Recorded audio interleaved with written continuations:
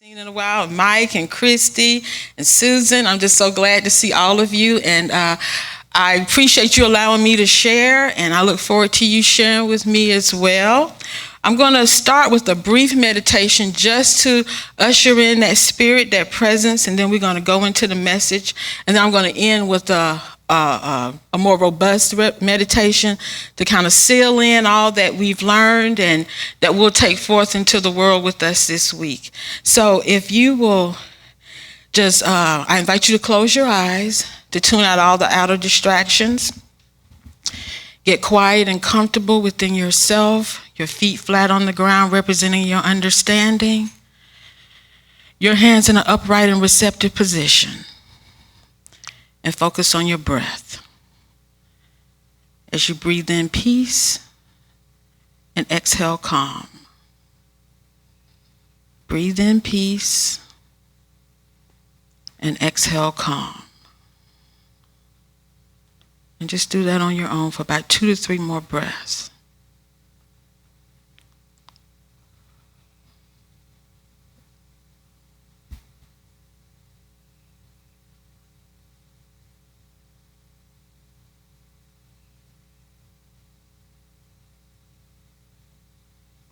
Knowing that this is a sacred place, a special place where you are safe, you are assured. I want you to scan your body. Let that healing energy within each of us, use that to scan your body in search of anything that may be causing you any dis-ease, any disharmony, any confusion. And let that energy, that Christ consciousness energy, that you breathe into that area, those areas.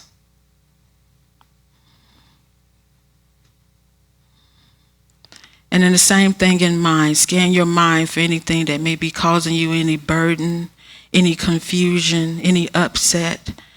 And breathe that same powerful healing energy into those thoughts.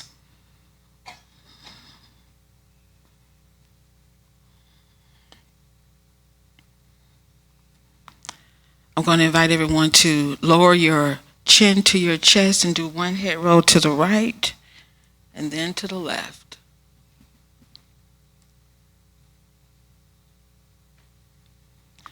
And then take your chin and take it all the way to your right shoulder for a stretch. And then in the opposite direction for a stretch. And come back center. Still focused on the breath as we breathe in peace, exhale calm. And then let's return to this form. All right. Thank you. Today, as I think someone named Donaldson contacted me. So, the title of my talk today is Who's on First, What's on Second? And it's based on that Abbott and Costello vaudeville show from the 1930s. But it's Who's on First, What's on Second, and I Don't Know's on Third. So we're going to talk about that, and I'll bring in some other things. One of the things, my homiletics, because I am in the ministerial program at Unity, my homiletics teacher told me that I talk about too many things in my talk. So pray that doesn't happen, but if it does, just take what you can and run with it. It was like, it's too much going on in that talk. I was like, it's too much going on in here, So I want to start with the idea of the source, who our source is. And a lot of times a lot of us, I think, would acknowledge that we don't go to God as first source because we don't quite trust God. We don't understand the nature of, and we think we can do it better. I remember I was reading an article with Terry McMillan, and she says, it's not that I don't trust God, I just don't trust his judgment. I appreciate her honesty because I think a lot of us feel that way. So the idea of we don't go to God first. So like I said, my title is inspired by Bud Abbott, and it was Lou Costello in their very popular skit, Who's on First. It was an ongoing miscommunication, mistaking the players' names for their positions that they play in baseball. Each name was used as both a pronoun and a noun. It was very funny, and it actually goes on, and I already told you the title of that. I did a little research, and I found out they are the only non-baseball personnel that was inducted into the Baseball Hall of Fame. That's how good it was, and I would encourage you, if you've never seen it, to go on YouTube. All you got to do is put "Who's On," and it just comes up on its own. And the one I looked at most recently had 18 million views. So from the 1930s, this skit is still that popular. As is who's source? God is source. That's still very popular. So Abbott and Costello never got it together. If you've ever seen the skit, Costello just gets so upset you think he's just going to stroke out right there on the stage. But let's see what you and I can do today. The fellows were talking about baseball, or perhaps playing baseball. That was the topic. But we're going to talk about playing spiritual ball. In unity, we know God to be the source of all. So God should be first, should be our first source, right? Thank you. Right. So the mantra I'm going to use as I move through this talk is, there is no lack because source provides all. There is no lack because source provides all. So in their skit, the confusion came from each player's name functioning, having a double function as proper noun and pronoun, as I said. But this also is God is principle. This also creates confusion for us as God is principle, because God as principle is impersonal and personal. And what most of us do in our thinking is we make God personal. And that goes in example. If any of you studied Paul Hasselbeck, he goes into this in a lot of detail. But we make God loving. We make God powerful. We make God strong. And that's a personal God, which is beautiful and that's fine, but it's really limiting. God is not powerful. God is power. The power is what makes it impersonal. God is not loving. God is love. God is not strong. God is strength. And so when we take it from the impersonal to the personal, that takes us from the limited to the limitless. That allows us to actually be able to create anything in our dimension that we want. But most of us do live in the idea that a personal God. And if any of you read Emily Cady, she talks about the idea. I remember when the idea was first presented to me that God was not loving but love. It was very confusing for me. And I remember reading Emily Cady, and she wrote this back in the early 1900s. She said, when you first present the idea that God is not personal but impersonal, people cry out, "What have you done with my God? Bring him back to me." And I remember thinking, well, what are you trying to do? What are you trying to separate me from God? Now understand, it was an expansive view of God that I needed to step into. So ask yourself, who is your first? Is it your job? Is it your spouse? Sometimes it's our children, our house, our car, our looks, our bank account. Is it your ability to present well, your ability to dress well, your accounts at Merrill Lynch or Charles Schwab, Raymond James, Edward Jones? Sometimes those are our first. And when we look at that, maybe God isn't our first. Maybe God is our second. Maybe God's the third or even the fourth. When we do not accept this truth, this is what begins to happen. We're all in search of some meaning for something. From our earliest memories as babes, fresh from the womb, we want attention, food, and love. The process continues and evolves until it dawns on us that we can't solve three-dimensional things with three-dimensional tools, because that's where we are now. This is the third dimension. Anything that you can see is the third dimension, and the third dimension is the realm of reason. So I'm reasoning that I can walk down these steps because I see the steps and there's tables there. So anything you see in your manifestation is in the third dimension. That's your manifestation. But the wonderful thing about unity is that we play in the fourth dimension. And the fourth dimension is the realm of realization, not reason, realization. And that's where the Christ consciousness comes into play. And so no matter what you get, if you go to UAB and get a diagnosis, or your boss gives you a bad review on your job and tells you something in 6 months or whatever, that's the third dimension. That's the reason. But as God is first source and connecting through the Christ consciousness to God through prayer and meditation, we have access to the fourth dimension. And in the fourth dimension is where we can move that energy and create a different reality so that when it shows again in the third dimension, the manifestation, we have something different. And that's a powerful place to be. That's a powerful place to be. So just to give some idea, now Jesus called the fourth dimension the kingdom of the heavens. Jesus knew that was the dimension where he could get all his needs fulfilled because that's where the substance was. And I'm going to talk about substance a little later. But just to give some context to this, I'm going to briefly go through the dimensions. There are actually 7 dimensions. The 7th dimension is written in Genesis. In the beginning, God created the heavens and the earth was without form. The 7th dimension is just the great universal mass. It just is. It just is. Everything comes from that great universal mass. The 6th dimension is movement. And the next part of that scripture goes, the Spirit of God moved upon the face of the waters. The movement. So it's moving away from the mass, and that's where our thoughts are. When it comes away from the mass, what are you creating? What are those thoughts that are starting to come forth? The 5th dimension is where it actually starts to create. And in the Bible, it says the mass began to make itself into the waters and into the firmaments. The 4th dimension is where it starts making combinations, meaning the land to the trees. And that's where our power lies. We can decide, do we want love and happiness, peace and joy? What are we combining? And a lot of times we do make combinations we don't intend to make. We make combinations like drama and work and noise and confusion and, friends and backstabbing. And we put things together, and then in the third dimension, we're looking at, why do I know all these people? Oh my God, I'm a good person. You did some combining you didn't mean to do in the 4th dimension, and it showed up in the 3rd dimension as your manifestation.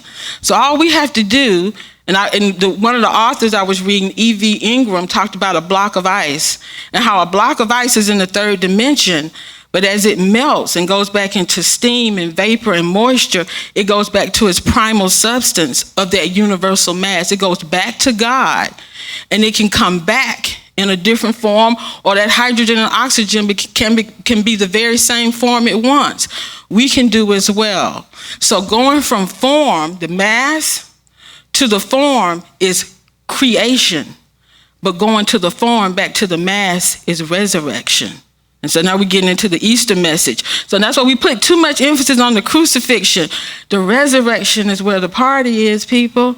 And so when we die, Apostle Paul says you die daily. When you die and release those forms and go back to the mass, that's the dying to that old self and saying, I'm going to turn this all back to the nothingness from which it comes, and I'm going to rebuild anew.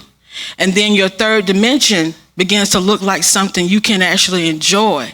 All this, most of us grew up with, you'll get your jewels in the afterlife. Whatever. We're not hanging around here for 80 years for, just to get something else. But you're right. You die daily to those things and recreate, and you can have your joy and all that now. But you can't do that if you don't realize that God is first source. You have to go back to the source of the creation. And the wonderful thing is you can't mess this up. As soon as you realize you're combining as you don't like, you just say, well, here we go. I'm going to release all that and go back and come back in a better form, whatever. I release the debt. I release the unhappiness. I release the depression. I release all the forms of that, and I'm ready to receive something new and different. So there is no lack. Source provides. How many of you studied A Course in Miracles? A Course in Miracles teaches us that the book starts off, nothing real can be threatened, nothing unreal exists, which I think is just so very powerful. So it means that, if you go get a diagnosis or whatever you go get, it doesn't mean that it's not happening. But what it means is it doesn't have any power over you. It's not real in the sense that you have the power to go within, release that, and create a new reality for yourself. But I know some ACIM students get so caught up in, it's an illusion, it's not happening. And you're just like, please, it is happening. We have one lady, and there was a shooting down in Florida in our group, and we discussed it in our ACIM group, and she said, but it's an illusion, it didn't happen. I said, go tell that mother whose child is dead now that didn't happen. And she got quiet, which I expected, But still, we can shift the reality of things that happen. Now, the thing we want to be careful of is sometimes we have to stay in tune with what our soul is telling us. Sometimes it's not about changing a diagnosis. Some of us actually have more life with the diagnosis, with losing the job, with losing the house. Sometimes that's the freedom we needed to be who we needed to be. So we have to be careful not to want these pretty little things in boxes with bowls that look a certain way, because that's not living either. Living is fulfilling the soul's growth. God is source. Jesus replied, love the Lord your God with all your heart, all your soul, and all your mind. This is the first and greatest commandment. So recognizing God is source, if you love God with all your heart, soul, and mind, you will do that. And the second of these is love your neighbor as yourself. All the law and the prophets hang on to these two commandments.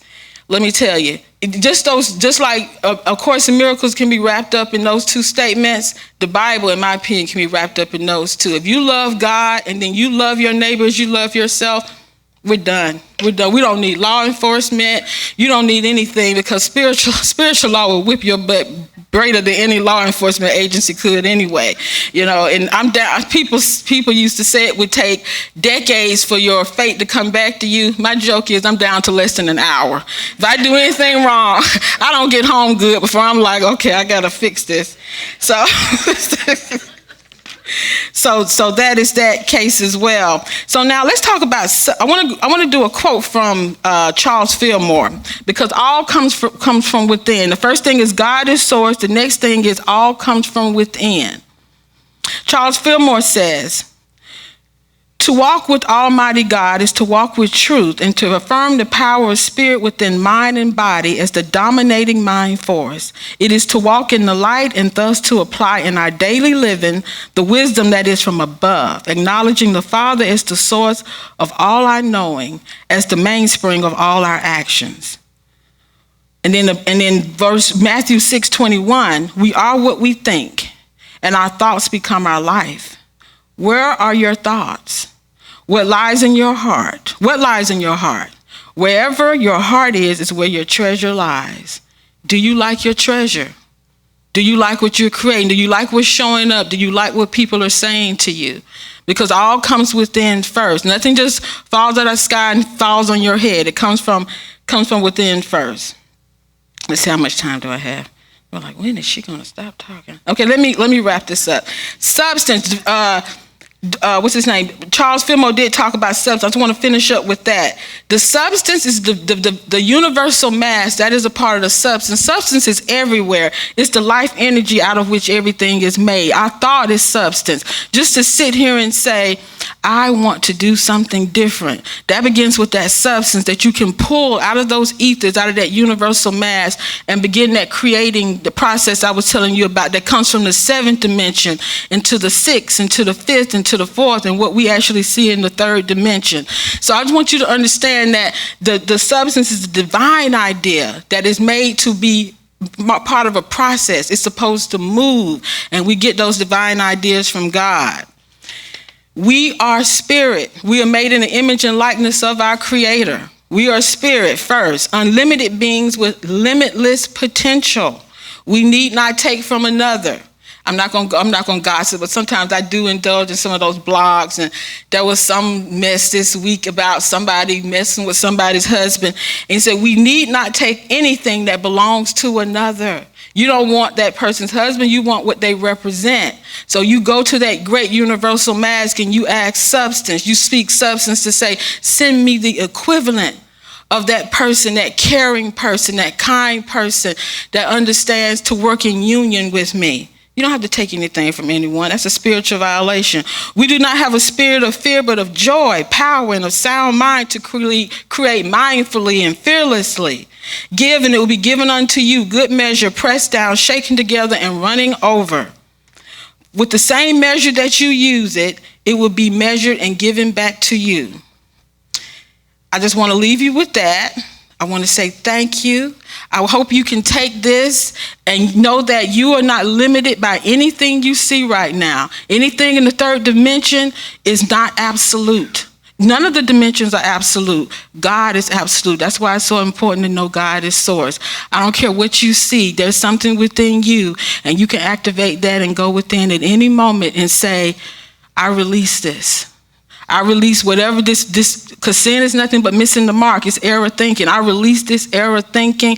I send it back to the great universal mass, and I want to restart the process of creating new energies for my life. And I don't care how old you are, how educated you are, your socioeconomic status, your tax bracket. All you need to be is still living. And you qualify. You are eligible. No one would turn down your application. And you don't even need an application. So I want to say thank you for that. I'm going to end with a meditation. I'm going to invite you to close your eyes and just get quiet. And let's just, all that we've just taken in right now, let's just ask and know that this is for us. This is ours. Let's breathe in. Let's breathe in a knowing of a greater process, a greater knowing. And let's exhale everything we didn't understand, all the error, all the judgment, all the resistance. And let's continue to breathe in God and good and release all that's no longer needed or wanted in our Christ experience. As I started with before, I said, survey your body for anything that may be causing you any issue. Now with this new understanding that you have the power to release, which has held you and kept you fettered, look at that with new eyes and scan your body and say, whatever's in my knee, my joint, my hip, I breathe into that area saying, I am releasing you. I'm sending you back from a creation that was created in error. Scan your mind for any thought, any childhood trauma or situation you faced in high school or college or a first marriage or a second marriage, knowing that you're greater than whatever that was, and you breathe into a newness into that situation. Whatever it was, it came to serve you. And even if the service was only that I don't have to be here, I don't have to ever do this again, knowing that that is your truth. Let's breathe in a few more times and release.